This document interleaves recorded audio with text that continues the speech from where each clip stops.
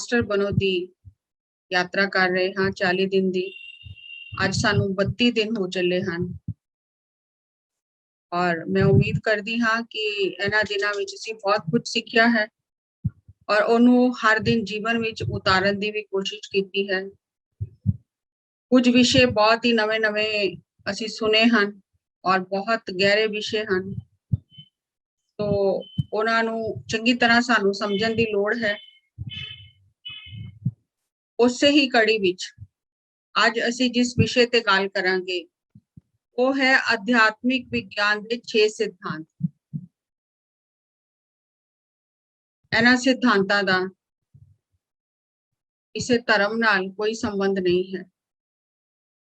इस सृष्टि नूं चलाण वाले सिद्धांत हैं, सृष्टि नूं चलाण वाले नियम हैं।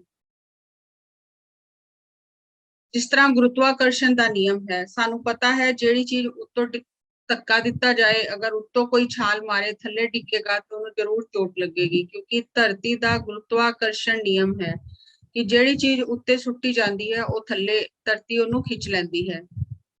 ते इस वास्ते सानू इस नियम की समझ आ गई तो असी जानबूझ के उत्तों छलांग नहीं मारते ऊंचाई तो, क्योंकि सानू पता है असी डिग जावांगे। इसे तरह बिजली के नियम हैं। सानू पता है नंगी तार नूं छूने नाल सानू करंट लगेगा, साडी जान जा सकती है। असी जान बुझ के होश विच नंगी तार नूं नहीं छूंदे, क्योंकि सानू नियम पता है। बिजली दा या धरती दा साडे नाल कोई दुश्मनी नहीं है कि वो सानू नुकसान पहुंचाएगी। वो नियम है जो काम कर रहा है और नियम दा किसी नाल कोई लेना देना नहीं है। नियम निरपेक्ष रूप नाल बिना किसी पक्ष तो, बिना किसी भेदभाव तो, बिना किसी पक्षपात तो वो नियम अपना काम कर रहे हैं। और जदों तो यह सृष्टि बनी है उदों तो ही यह नियम चल रहे हैं। असी जिन्ना ब्रह्मांड का पसारा देखने हैं, सूरज, धरती, चंद्रमा, पूरे ग्रह, तारे, नक्षत्र, एक मर्यादा विच चल रहे हैं और बहुत सोहनी तरह इस सृष्टि का नियम चल रहा है। असी पेड़ पौधे देखते हैं मर्यादा विच चल रहे हैं, वध रहे हैं, फल दे रहे हैं, फूल दे रहे हैं, पशु पक्षी हर एक चीज मर्यादा विच चल रही है। और अगर कोई मर्यादा विच नहीं चल रहा, नियम अनुसार नहीं चल रहा, तो वह है बंदा, मनुख, जो बार बार नियमां नूं तोड़दा है और नियमां नूं तोड़न करके बार बार मुसीबत और दुख विच फस जाता है और फिर रोंदा है कि मेरे जीवन विच इस तरह क्यों हो रहा है। क्योंकि सानू किसी भी स्कूल विच, कॉलेज विच, साडे घर परिवार विच नियम सानू समझाई नहीं गए कि असी नियमां दे अनुसार चलिए, नियमां दे उलट ना चलिए। और जो जो असी नियम अनुसार चलते हाँ साडा दुख अपने आप दूर हो जाता है। जदों जदों असी नियम का उल्लंघन करने हाँ असी मुसीबत विच फस जाते हाँ। और यह जो 6 नियम हैं जिहड़े इस सृष्टि नूं चलाण वाले नियम हैं, असी इन्हां नियमां नूं समझ के अपने जीवन नूं जीना है।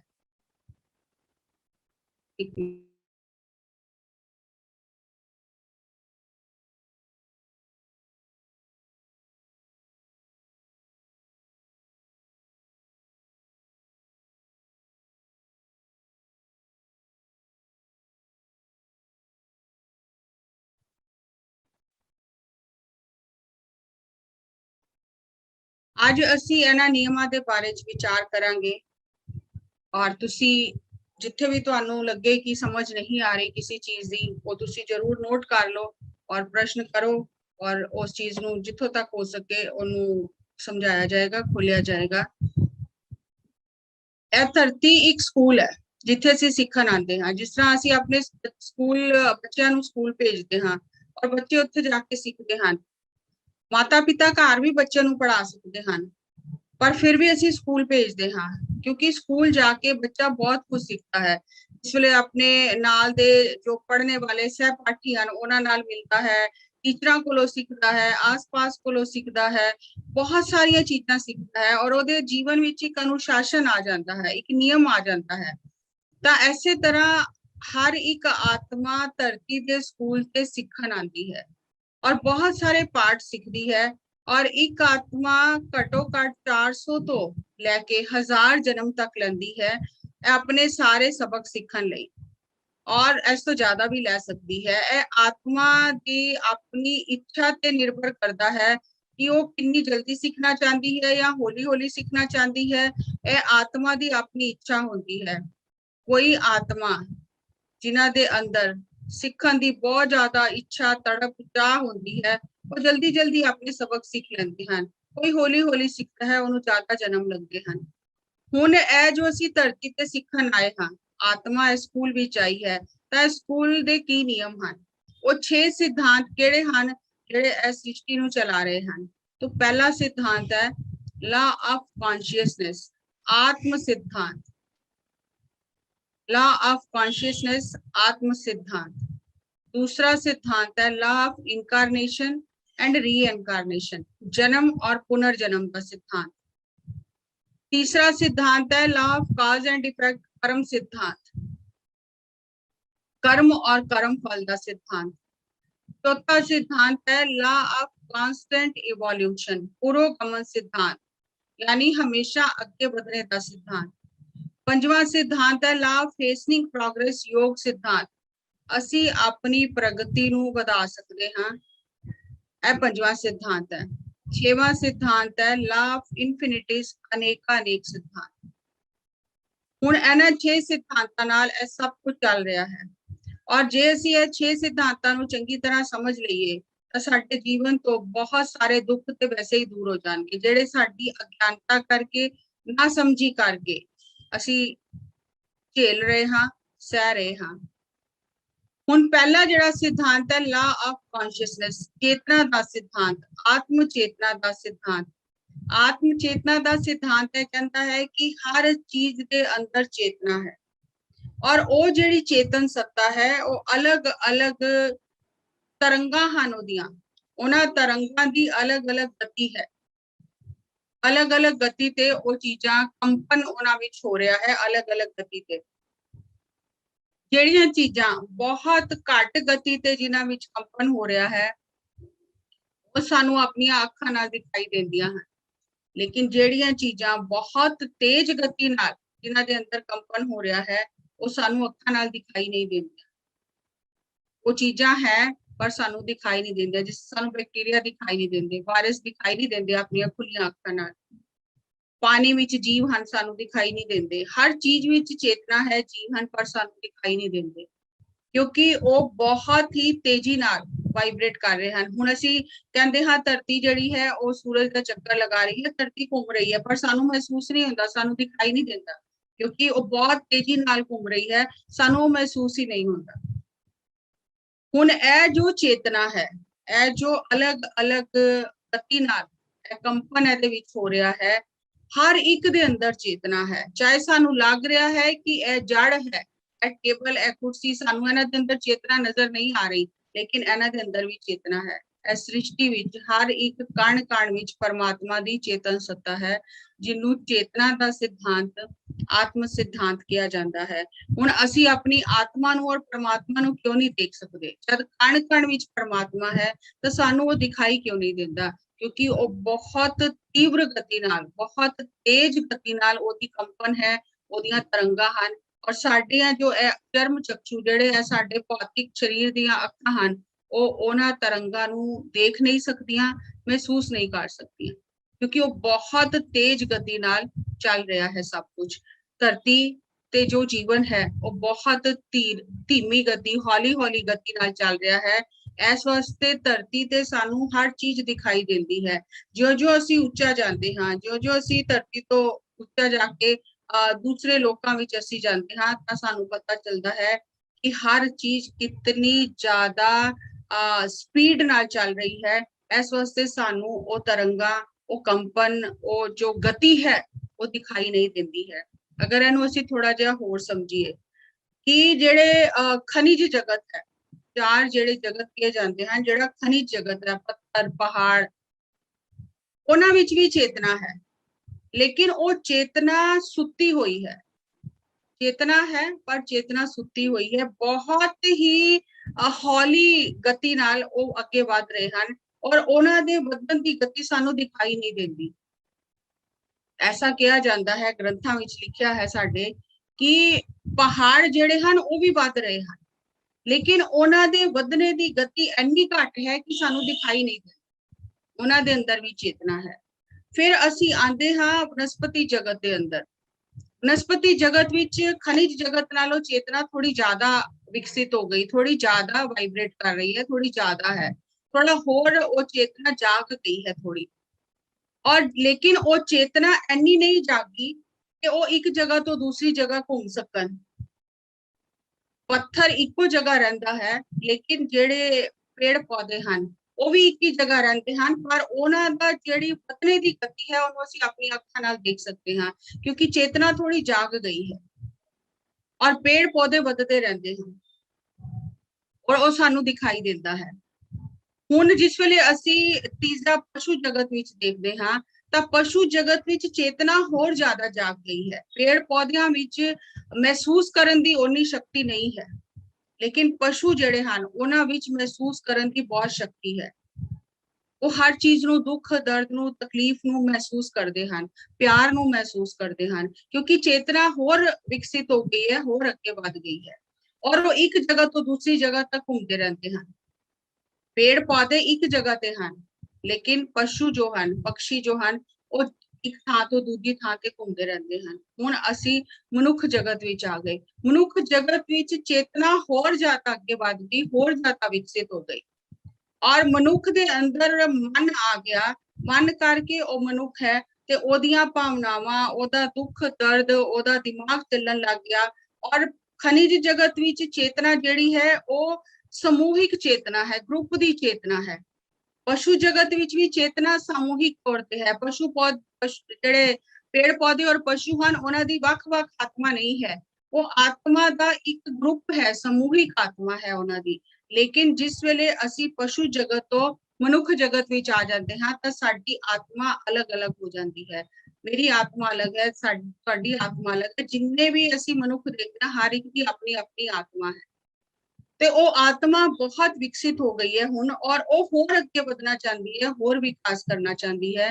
और होर अगे वधदे वधदे वो आध्यात्मिकता भी जिस वेले आंदी है तो वो परमात्मा ही हो जाती है। तो यह एक चेतना दी, आत्मा दी यात्रा है, जिन्हों चेतना का सिद्धांत या आत्मा का सिद्धांत किया जाता है कि किस तरह चेतना हौली हौली अगे बढ़ के विकसित होती है। दूसरा सिद्धांत है जन्म के पुनर्जन्म सिद्धांत। जिस वेले चेतना अपने आप नूं जानन लई पहली बार धरती ते जन्म लैंदी है तां उहनूं जन्म किया जाता है। और जिस वेले वो जन्म लैंदी है तां कुछ कर्म करदी है, और कर्म करदी है तां कर्मां दे नाल कर्मां दा फल जुड़िया होया है। फिर उस फल नूं भोगण लई वो दोबारा जन्म लैंदी है। और जिस वेले वो कीते होए कर्मां दे फल नूं भोगण लई बार-बार जन्म लैंदी है तां इहनूं पुनर्जन्म सिद्धांत किया जाता है। पहली बार जन्म लिया, उस कोल कोई कर्म नहीं ਹਨ, लेकिन पहला जन्म लैन तो बाद जिसले उस धरती ते अपना जीवन शुरू किया ते वो कर्मां दे बंधन विच बंधदी गई। और उन्हां कर्मां दे फल नूं भोगण लई, चाहे वो बुरे कर्म ਹਨ, चाहे वो चंगे कर्म ਹਨ, ਉਹਨੂੰ बार-बार धरती ते आना पैंदा है, जिन्हों जन्म और पुनर्जन्म का सिद्धांत किया जाता है। ਹੁਣ ਉਹ जन्म लैंदी है, फिर ਉਹਦੀ मृत्यु हो जाती है, मर जाती है। और जन्म तो पहले वो कित्थे सी, जन्म तो बाद वो कित्थे जाएगी। और फिर जिस वेले वो इथों धरती तो छड्ड के अपना शरीर जाती है तां उत्ते जाके वो वेखदी है कि मैं की करके आई हां, मैं की करन गई सी, मैं की करके आई हां, अपने जीवन का पूरा निरीक्षण करती है। और फिर ओनू समझ आता है कि जेड़े मैं कर्म कीते हैं इन्हां दा फल मैं भोगना है। और फिर वो कर्म का फल भोगण लई दोबारा एक नवा जन्म धरती ते लैंदी है और ओदी पूरी योजना बनाती है कि मैं केड़े परिवार विच जाना है, मैं की सीखना है, मैं किस जगह ते जन्म लेना है, मेरे माता पिता कौन होंगे, मेरे सगे संबंधी कौन होंगे। वो पूरा एक प्लान बना के, योजना बना के फिर धरती ते जन्म लैंदी है। और जिस वेले आत्मा धरती ते जन्म लैंदी है और बार बार जिस वेले वो अपने कर्मां ते बंधन करके धरती ते जन्म लैंदी है तां इहनूं पुनर्जन्म किया जाता है। और जद तक आत्मा अपने इस कर्मा दे बंधन नूं तोड़ नहीं देती, उन्होंने बार बार धरती ते आना ही पैंदा है। यह दूसरा सिद्धांत है जन्म और पुनर्जन्म का सिद्धांत। तीसरा है law of cause and effect, कार्य कारण सिद्धांत, कि जो कर्म कीता है उस कर्म का फल है। असी कर्म कीता, कर्म दे फल तो बच नहीं सकते। असी कर्म दा फल जिहड़ा है वो कर्म दी छाया है। जिस तरह छाया हमेशा नाल चलती है, इस तरह कर्म के नाल कर्म फल चलता है। ਅਸੀਂ ਚਾਹੇ फल की इच्छा करिए चाहे ना करिए, फल ते आना ही है। ऐसे वास्ते किया जाता है कि कर्म करो, फल की इच्छा ना करो। अगर फल की इच्छा करांगे, अगर ਅਸੀਂ ਚੰਗਾ ਵੀ ਕਿਸੇ ਨਾਲ ਕੀਤਾ ਹੈ ਔਰ ਅਸੀਂ ਉਹਦਾ ਫਲ ਪਾਣ ਦੀ ਇੱਛਾ ਕਰਾਂਗੇ, ਤਾਂ ਫਲ ਲੈਣ ਲਈ ਸਾਨੂੰ ਫਿਰ ਧਰਤੀ ਤੇ ਆਣਾ ਪਏਗਾ। ਤੇ ਅਗਰ ਅਸੀਂ ਫਲ ਦੀ ਇੱਛਾ ਨਹੀਂ ਕਰਦੇ, ਬਸ ਅਸੀਂ ਕਰਮ ਕਰੀ ਜਾਂਦੇ ਹਾਂ, ਤਾਂ ਫਿਰ ਸਾਨੂੰ ਕਰਮਾਂ ਕਰਕੇ ਧਰਤੀ ਤੇ ਨਹੀਂ ਆਣਾ ਪੈਂਦਾ। ਔਰ ਕਰਮ ਸਿਧਾਂਤ ਕਹਿੰਦਾ ਹੈ ਕਿ ਤੁਸੀਂ ਜੋ ਬੀਜੋਗੇ ਉਹੀ ਤੁਹਾਨੂੰ ਕੱਟਣਾ ਪਏਗਾ। ਤੁਸੀਂ ਇਹ ਨਹੀਂ ਕਹਿ ਸਕਦੇ ਕਿ ਇਹ ਮੇਰਾ ਨਹੀਂ ਹੈ। ਕਰਮ ਜੋ ਦੇਵਤਾ ਹੈ ਉਹ ਨਿਰਪਕਸ਼ ਨਿਰਪੇਖ ਰੂਪ ਨਾਲ ਆਪਣਾ ਕੰਮ ਕਰਦਾ ਰਹਿੰਦਾ ਹੈ। ਤੁਸੀਂ ਜੋ ਕਰਮ ਕਰ ਰਹੇ ਹੋ ਉਹ ਸਭ ਕਰਮ ਸਾਡੇ ਅੰਦਰ ਹੀ ਚਿੱਤਰ ਗੁਪਤ ਹੈ। ਚਿੱਤਰ मतलब जो दिखाई दे रहा है, गुपत जो दिखाई नहीं दे रहा, जो ਅਸੀਂ ਸੋਚ ਹੀ ਰਹੇ ਹਾਂ ਅਸੀਂ ਕਰ ਨਹੀਂ ਰਹੇ, ਉਹ ਦਿਖਾਈ ਨਹੀਂ ਦੇ ਰਿਹਾ, ਉਹ ਵੀ ਸਭ ਲਿਖਿਆ ਜਾ ਰਿਹਾ ਹੈ। ਸਾਡੇ ਅੰਦਰ ਹੀ ਚਿੱਤਰ ਗੁਪਤ ਬੈਠਾ ਹੈ ਜੋ ਇਹ ਦੇਖ ਰਿਹਾ ਹੈ ਅਸੀਂ ਕੀ ਕਰ ਰਹੇ ਹਾਂ ਕੀ ਨਹੀਂ ਕਰ ਰਹੇ, ਔਰ ਉਹ ਸਭ ਲਿਖਿਆ ਜਾ ਰਿਹਾ ਹੈ। ਅਸੀਂ ਕਿਧਰੇ ਜਾਂਦੇ ਹਾਂ, ਬਾਹਰ ਮਾਲ ਤੇ ਜਾਂਦੇ ਹਾਂ, ਉੱਥੇ ਲਿਖਿਆ ਹੁੰਦਾ ਹੈ ਕਿ ਸੀਸੀਟੀਵੀ ਕੈਮਰਾ ਲੱਗਾ ਹੋਇਆ ਹੈ, ਤਾਂ ਅਸੀਂ ਬੜੀ ਸਾਵਧਾਨੀ ਨਾਲ ਉੱਥੇ ਰਹਿੰਦੇ ਹਾਂ ਕਿ ਅਸੀਂ ਜੋ ਵੀ ਕਰਾਂਗੇ ਸੀਸੀਟੀਵੀ ਕੈਮਰੇ 'ਚ ਆ ਜਾਏਗਾ। ਇਸੇ ਤਰ੍ਹਾਂ ਅਸੀਂ ਧਰਤੀ ਤੇ ਜੋ ਜਨਮ ਲੈ ਕੇ ਆਏ ਹਾਂ, ਜਿਸ ਦਿਨ ਤੋਂ ਅਸੀਂ ਜਨਮ ਲਿਆ ਹੈ, ਸਾਡੇ ਉੱਤੇ ਇੱਕ ਸੀਸੀਟੀਵੀ ਕੈਮਰਾ ਲੱਗਾ ਹੋਇਆ ਹੈ ਔਰ ਉਸ ਕੈਮਰੇ 'ਚ ਕਦੀ ਕੋਈ ਖਰਾਬੀ ਨਹੀਂ ਹੁੰਦੀ। ਇਹ ਸੰਸਾਰ ਦੇ ਕੈਮਰਿਆਂ ਵਿੱਚ ਤਾਂ ਖਰਾਬੀ ਹੋ ਜਾਂਦੀ ਹੈ, लेकिन ਉਹਦੇ 'ਚ ਕੋਈ ਖਰਾਬੀ ਨਹੀਂ ਹੁੰਦੀ। ਸਾਡੀ ਆਪਣੀ ਆਤਮਾ ਹੀ ਦੇਖ ਰਹੀ ਹੈ ਕਿ ਅਸੀਂ ਕੀ ਕਰ ਰਹੇ ਹਾਂ। ਅਸੀਂ ਸਾਰੀ ਦੁਨੀਆ ਤੋਂ ਛੁਪਾ ਸਕਦੇ ਹਾਂ, लेकिन ਅਸੀਂ ਆਪਣੀ ਆਤਮਾ ਤੋਂ ਕੁਝ ਵੀ ਨਹੀਂ ਛੁਪਾ ਸਕਦੇ। ਸਾਡੀ ਆਤਮਾ ਹਰ ਵਕਤ 24 ਘੰਟੇ ਦੇਖ ਰਹੀ ਹੈ ਅਸੀਂ ਕੀ ਕਰ ਰਹੇ ਹਾਂ, ਕਿਸ ਤਰ੍ਹਾਂ ਕਰ ਰਹੇ ਹਾਂ, ਕਿ ਅਸੀਂ ਕਿਸੇ ਨਾਲ ਧੋਖਾ ਕਰ ਰਹੇ ਹਾਂ ਜਾਂ ਅਸੀਂ ਕਿਸੇ ਦਾ ਭਲਾ ਕਰ ਰਹੇ ਹਾਂ। ਸਾਡੀ ਆਪਣੀ ਆਤਮਾ ਹੀ ਦੇਖ ਰਹੀ ਹੈ। ਅਸੀਂ ਹਰ ਵਕਤ ਉਸ ਸੀਸੀਟੀਵੀ ਕੈਮਰੇ ਦੇ ਥੱਲੇ ਹਾਂ।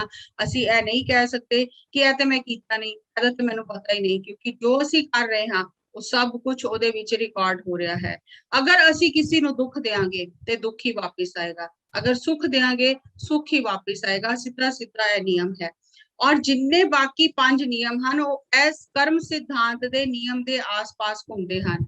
ਜਿੰਨੇ ਧਰਤੀ ਤੇ ਆ ਕੇ ਮਨੁੱਖ ਜੀਵਨ ਲੈ ਕੇ ਕਰਮ ਸਿਧਾਂਤ ਸਮਝ ਲਿਆ, ਫਿਰ ਉਹਨੂੰ ਕਰਮ ਸਿਧਾਂਤ ਦੇ ਚੱਕਰ ਚੋਂ ਬਾਹਰ ਨਿਕਲਣਾ ਆ ਜਾਏਗਾ। ਜਦ ਤੱਕ ਅਸੀਂ ਕਰਮ ਸਿਧਾਂਤ ਨੂੰ ਨਹੀਂ ਸਮਝਾਂਗੇ ਤਦ ਤੱਕ ਅਸੀਂ ਇਹਨਾਂ ਚੱਕਰਾਂ ਵਿੱਚ ਫਸੇ ਹੀ ਰਹਾਂਗੇ। ਔਰ ਇਸ ਕਰਮ ਸਿਧਾਂਤ ਨੂੰ ਬਹੁਤ ਗਹਿਰਾਈ ਨਾਲ ਸਮਝਣ ਦੀ ਲੋੜ ਹੈ। ਔਰ ਅੱਗੇ ਆਉਣ ਵਾਲੇ ਸਤਰ ਵਿੱਚ ਸਾਡਾ ਇੱਕ ਵਿਸ਼ੇ ਹੈ ਕਰਮ ਸਿਧਾਂਤ, ਉਹਦੇ ਵਿੱਚ ਅਸੀਂ ਹੋਰ ਚੰਗੀ ਤਰ੍ਹਾਂ ਇਸ ਚੀਜ਼ ਨੂੰ ਸਮਝਾਂਗੇ।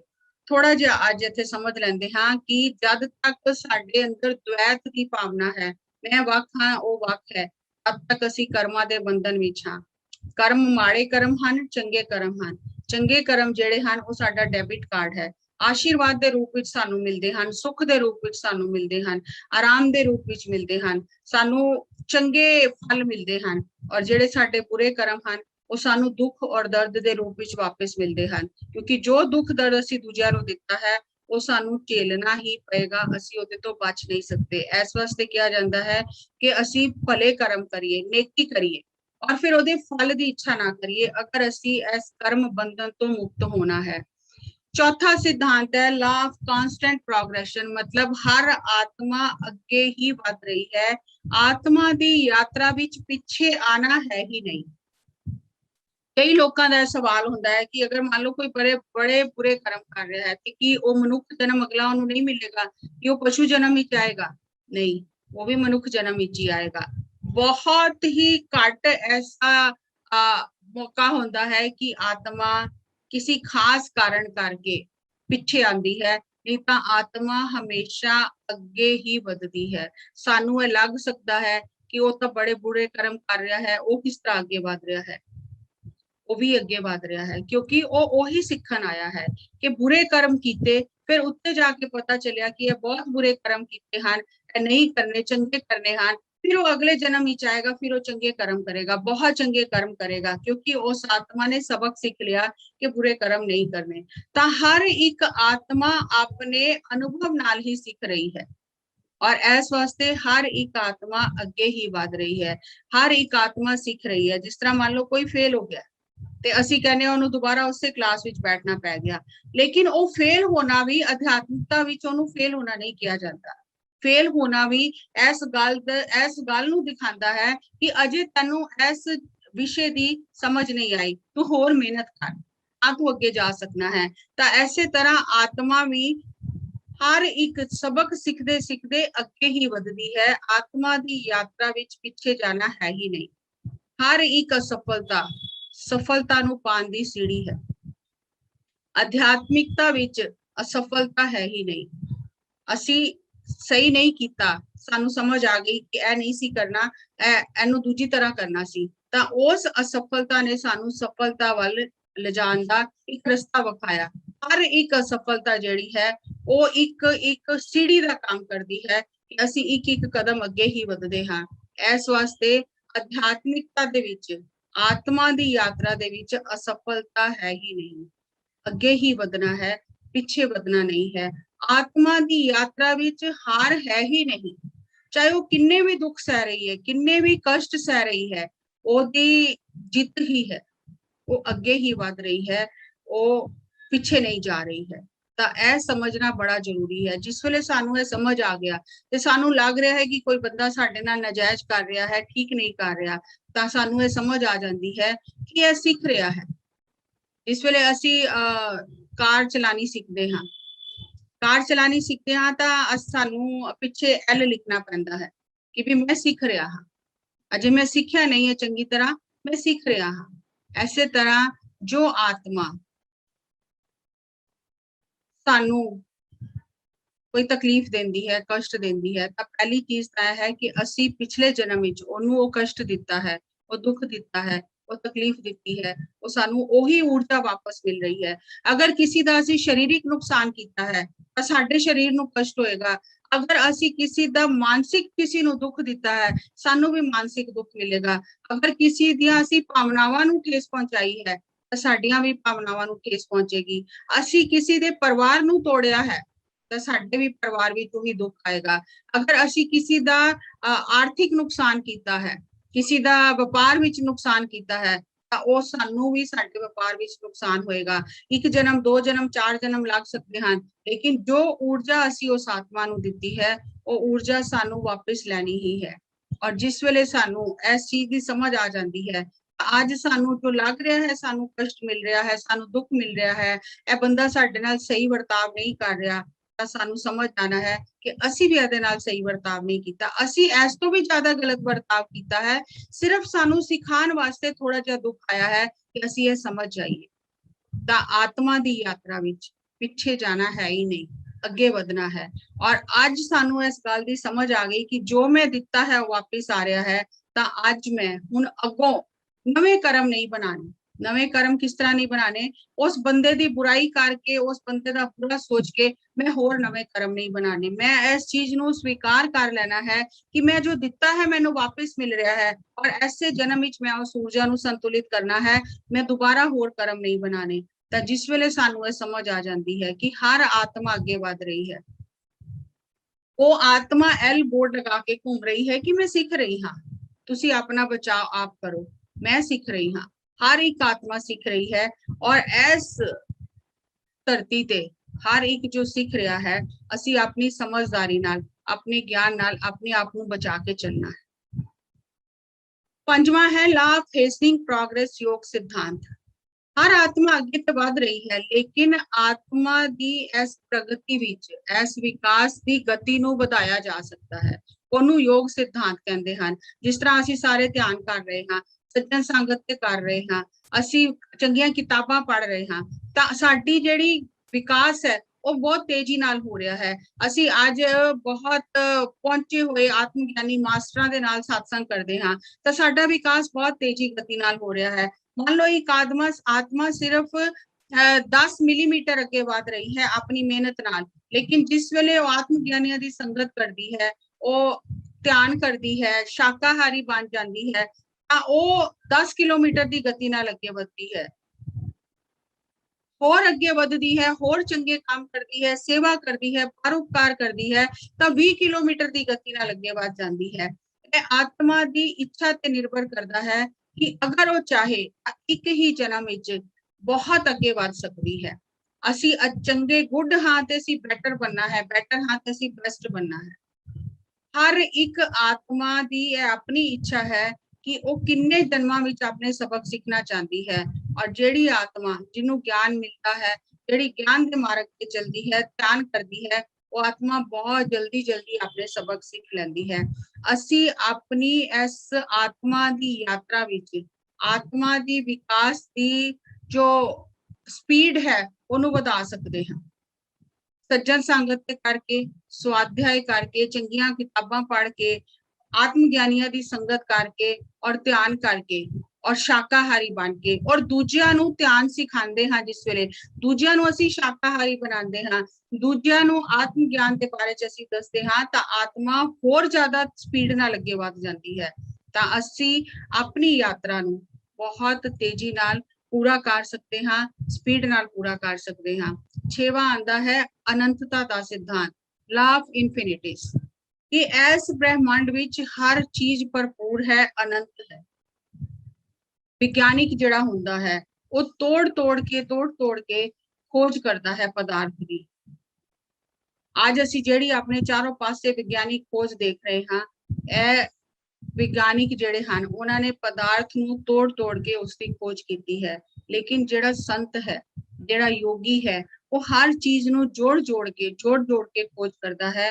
और साडे जिहड़े ऋषि मुनि हन, योगी हन, गुरुआं ने, पैगंबरां ने जो सानू ग्रंथां विच ज्ञान दिता है, वो अज विज्ञान भी अजे उत्थों तक नहीं पहुंचा। हाँ, विज्ञान साडी इन्नी मदद कर रहा है कि जो कहा गया है वो सच है। साडे ग्रंथां विच लिखिया है कि धरती सूरज तो कितनी दूर है, चंद्रमा सूरज तो कितना दूर है। उस वेले तो कोई नापन दे यंत्र भी नहीं सन, उन्हां नू किस तरह पता चलिया? और हर एक चीज पूरी बिल्कुल सही है।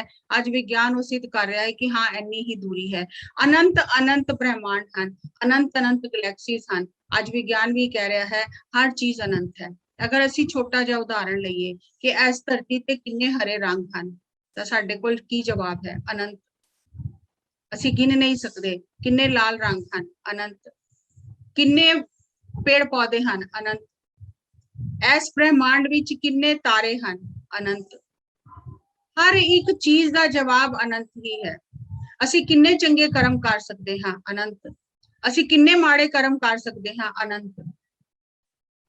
हर एक चीज का जवाब जो है अनंत ही है। इस ब्रह्मांड विच हर चीज अनंत है, अनंत है, अनंत है, कोई अंत नहीं है। परमात्मा दी जो लीला है, ऐसा कोई पारावार नहीं है, ऐसा कोई अंत नहीं है। असी कभी भी दावे नाल नहीं कह सकते कि जो मैं जानिया है बस उन्ना ही है। महात्मा बुद्ध तो एक बारी ओदे चेलियां ने पूछा कि सब कुछ तुसी सानू सिखा दिता है, कुछ भी हुण सीखण या जानन लायक रहा नहीं, तुसी सानू इन्ना ज्ञान दिता है। महात्मा बुद्ध ने कहा, सामने पेड़ तो थोड़े पत्ते तोड़ के लियाओ। और जिस वेले वो चेला पत्ते तोड़ के लियाया तो महात्मा बुद्ध ने पूछा, किन्ने पत्ते हन? उन्हें कहा, जिन्ने मेरे हाथ में आए हन मैं तोड़ के ले आया हाँ। तब महात्मा बुद्ध ने कहा, पीछे पेड़ पे किन्ने पत्ते हन? उन्हें कहा, बहुत ज्यादा, गिनती भी नहीं की जा सकती। तब महात्मा बुद्ध ने कहा कि ऐसे तरह इस सृष्टि विच हर चीज अनंत है। असी जिन्ना जानिया है वो साडे हाथ विच आए पत्तियां जिन्ना है, अजे पूरा पेड़ जानना बाकी है। एक चेले ने कहा कि तुहाडे वर्गा ना कोई होया है बुद्ध, ना कोई बुद्ध होएगा। तो महात्मा बुद्ध ने उन्होंने जवाब दिता, मेरे वर्गे लखों बुद्ध पहले होए हन और मेरे वर्गे लखों बुद्ध मेरे बाद भी होंगे।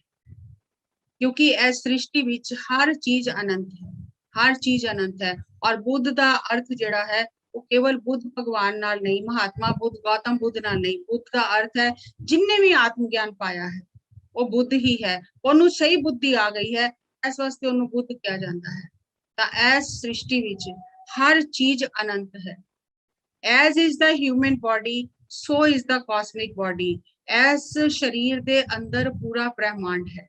जिस तरह असी शरीर देख रहे हाँ, इस तरह यह ब्रह्मांड का एक शरीर है। As is the human mind so is the cosmic mind. जिस तरह साडा यह मन है, इस तरह ब्रह्मांड का भी मन है। As is the microcosmos so is the macrocosmos. असी एक सूक्ष्म ब्रह्मांड हाँ, और जो असी बाहर देख रहे हाँ विशाल ब्रह्मांड का पसारा है। जिस तरह as is the autumn so is the universe. जिस तरह एक अणु है, उन्हां सारे अणुआं दा जोड़ ही है ब्रह्मांड। जो अणु दे अंदर गुणवत्ता है, जो अणु दे अंदर प्रकाश है, पूरे ब्रह्मांड उन्हां अणुआं नाल बनिया है, साडा शरीर भी उन्हां अणुआं नाल बनिया है और उन्हां दा गुण धर्म इको ही है। ਇਹ ਸਾਡੇ ਉਪਨਿਸ਼ਦਾਂ ਜਿਹੜੇ ਹਨ, ਉਪਨਿਸ਼ਦ ਹਨ, ਉਹਨਾਂ ਦੀ ਪਰਿਭਾਸ਼ਾ ਹੈ। ਐਸੇ ਵਾਸਤੇ ਕਿਹਾ ਗਿਆ ਹੈ ਕਿ ਜੋ ਕੁਝ ਇਸ ਬ੍ਰਹਿਮੰਡ ਵਿੱਚ ਹੈ ਸੋ ਇਸ ਪਿੰਡ ਦੇ ਅੰਦਰ, ਇਸ ਸਰੀਰ ਦੇ ਅੰਦਰ ਹੈ। ਔਰ ਜਿਸ ਬੰਦੇ ਨੇ ਆਪਣੇ ਸਰੀਰ ਦੀ, ਆਪਣੇ ਅੰਦਰ ਦੀ ਖੋਜ ਕਰ ਲਈ, ਉਹਨੇ ਬ੍ਰਹਿਮੰਡ ਦੇ ਰਾਜ ਨੂੰ ਪਾ ਲਿਆ। ਔਰ ਜਿੰਨੇ ਵੀ ਰਿਸ਼ੀ ਮੁਨੀ ਪੀਰ ਪੈਗੰਬਰ ਹੋਏ ਹਨ, ਉਹਨਾਂ ਨੇ ਸਾਨੂੰ ਆਪਣੀ ਖੋਜ ਕਰਨ ਦਾ ਹੀ ਰਸਤਾ ਦੱਸਿਆ ਹੈ और वही आज ਅਸੀਂ कर रहे हैं। और अपनी खोज ਕਰਨ ਲਈ ਸਭ ਤੋਂ ਸੌਖਾ ਰਸਤਾ ਹੈ ਸਵਾਸਾਂ ਨਾਲ ਇੱਕ ਹੋ ਜਾਣਾ। ਜੋ ਸਵਾਸਾਂ ਨਾਲ ਇੱਕ ਹੋ ਜਾਵਾਂਗੇ, ਇਹ ਜਿਹੜੇ ਸਾਡੇ ਸਵਾਸ ਹਨ ਇਹ ਰਾਜਦੂਤ ਹਨ ਪਰਮਾਤਮਾ ਦੇ ਦਵਾਰ ਦੇ। ਜਿਸ ਤਰ੍ਹਾਂ ਇੱਕ ਦੇਸ਼ ਦਾ ਰਾਜਦੂਤ ਦੂਜੇ ਦੇਸ਼ ਵਿੱਚ ਜਾ ਕੇ ਉੱਥੇ ਆਪਣਾ ਦਫ਼ਤਰ ਬਣਾ ਲੈਂਦਾ ਹੈ ਔਰ ਖਬਰਾਂ ਦਿੰਦਾ ਹੈ। ਅਸੀਂ ਅਗਰ ਉਸ ਦੇਸ਼ ਦੇ ਬਾਰੇ ਵਿੱਚ ਕੁਝ ਵੀ ਜਾਣਨਾ ਚਾਹੁੰਦੇ ਹਾਂ, ਅਸੀਂ ਉਸ ਰਾਜਦੂਤ ਤੋਂ ਪੁੱਛ ਸਕਦੇ ਹਾਂ। ਐਸੇ ਤਰ੍ਹਾਂ ਸਾਡੇ ਜਿਹੜੇ ਸਵਾਸ ਹਨ ਇਹ ਪਰਮਾਤਮਾ ਦੇ ਰਾਜ ਦੇ ਰਾਜਦੂਤ ਹਨ। ਸਾਡੇ ਸਵਾਸ ਆ ਰਹੇ ਹਨ, ਜਾ ਰਹੇ ਹਨ, ਪਰ ਸਵਾਸ ਸਾਡੇ ਸਰੀਰ ਦਾ ਹਿੱਸਾ ਨਹੀਂ ਹਨ, ਆ ਰਹੇ ਹਨ, ਜਾ ਰਹੇ ਹਨ। ਔਰ ਅਗਰ ਅਸੀਂ ਪਰਮਾਤਮਾ ਦੇ ਰਾਜ ਦੀਆਂ ਖਬਰਾਂ ਲੈਣਾ ਚਾਹੁੰਦੇ ਹਾਂ, ਪਰਮਾਤਮਾ ਦੀ ਇਸ ਲੀਲਾ ਨੂੰ ਜਾਣਨਾ ਚਾਹੁੰਦੇ ਹਾਂ, परमात्मा ਨੂੰ ਪਹਿਚਾਨਣਾ ਚਾਹੁੰਦੇ ਹਾਂ, परमात्मा ਨੂੰ ਪਾਣਾ ਚਾਹੁੰਦੇ ਹਾਂ, ਆਪਣੇ ਆਪ ਨੂੰ ਜਾਣਨਾ ਚਾਹੁੰਦੇ ਹਾਂ, ਤਾਂ ਇਹਨਾਂ ਸਵਾਸਾਂ ਕੋਲ ਸਾਰਾ ਰਾਜ ਹੈ। ਅਸੀਂ ਆਪਣੇ ਸਵਾਸਾਂ ਨਾਲ ਲਿਖ ਹੋ ਕੇ ਉਸ परमात्मा ਦੇ ਰਾਜ ਦੀਆਂ ਔਰ ਆਪਣੇ ਅੰਦਰ ਦੀਆਂ ਸਾਰੀਆਂ ਖਬਰਾਂ ਲੈ ਸਕਦੇ ਹਾਂ, ਕਿਉਂਕਿ ਇਹ ਜਿਹੜੇ ਸਵਾਸ ਹਨ ਇਹ ਸਾਨੂੰ ਬ੍ਰਹਿਮੰਡ ਨਾਲ ਜੋੜਦੇ ਹਨ, परमात्मा ਨਾਲ ਜੋੜਦੇ ਹਨ ਔਰ ਸਾਡੀ ਆਤਮਾ ਨੂੰ ਇਸ ਸਰੀਰ ਵਿੱਚ ਬੰਨ ਕੇ ਰੱਖਦੇ ਹਨ। जिस वेले श्वास निकल जाते हैं, आत्मा उस वेले शरीर को छड़ देती है। ये असी आत्मा तक पहुंचना है, आत्मा की शक्ति को महसूस करना है, आत्मा का सानू ज्ञान चाहिए है, तो श्वासां नाल एक होके असी वो सब पा सकते हैं। और इसे तरह असी अगर ब्रह्मांड के राज नू, रहस्यां नू जानना चाहते हैं, वो भी श्वासां नाल एक होके असी पा सकते हैं। हर दिन असी ध्यान करिए, अपने ध्यान को बढ़ाते रहिए और असी इन्हां नियमां नू समझिए। और जो असी इन्हां नियमां नू समझांगे त्यों-त्यों साडी समझ बढ़ेगी, साडा अज्ञान दूर होएगा, साडे मन दा हनेरा दूर होएगा और असी अपने जीवन नू बहुत चंगी तरह जी सकते हाँ और चंगे कर्म कर सकते हाँ। सारियां दा बहुत-बहुत धन्यवाद। किसी दा कोई प्रश्न है अज दे इस विषय नू लैके तां तुसीं जरूर पूछ सकते हो। So thank you.